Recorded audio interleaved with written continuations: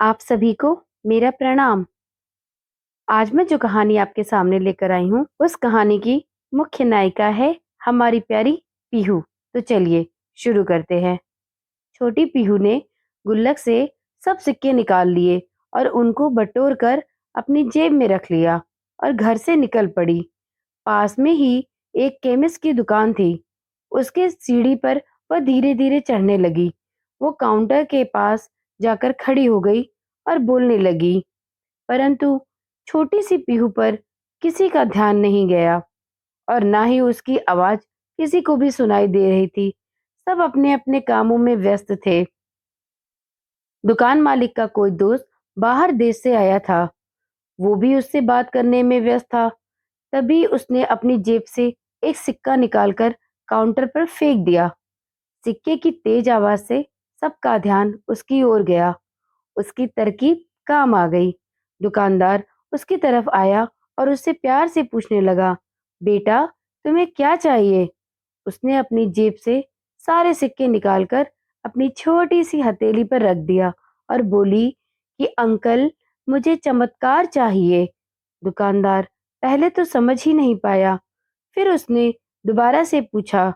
बच्ची फिर से बोली कि मुझे चमत्कार चाहिए। दुकानदार हैरान होकर बोला, बेटा, यहाँ दवाई मिलती है, चमत्कार नहीं मिलता। वो बच्ची बोली कि अगर यहाँ पर दवाई मिलती है तो चमत्कार भी यही मिलने चाहिए। दुकानदार बोला, बेटा, आपसे ये किसने कहा कि यहाँ चमत्कार मिलते हैं?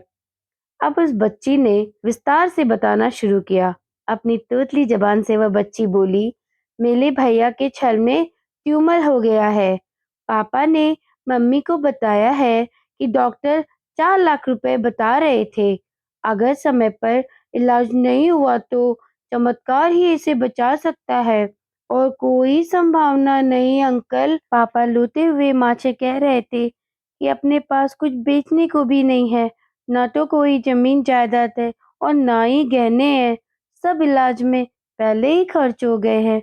दवा के पैसे भी बड़ी मुश्किल से जुटा पा रहा हूँ। वो मालिक का दोस्त उसके पास आकर बैठ गया और प्यार से पूछने लगा, अच्छा, कितने पैसे लाई हो तुम चमत्कार खरीदने के लिए? उसने अपनी मुट्ठी से सब रुपए निकालकर उस दोस्त के हाथों में रख दिए।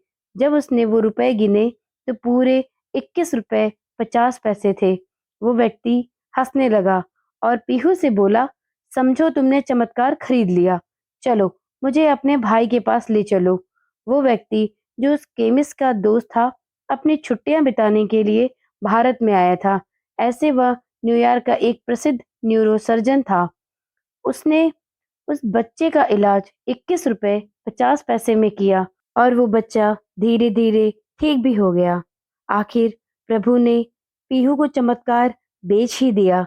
वो बच्ची बड़ी श्रद्धा से उसको खरीदने चली थी, जो उसको मिल भी गया। प्रभु सबके पालनहार हैं। उनकी मदद ऐसे ही चमत्कार के रूप में मिलती रहती है।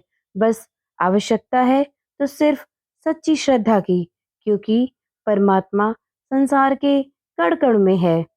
धन्यवाद।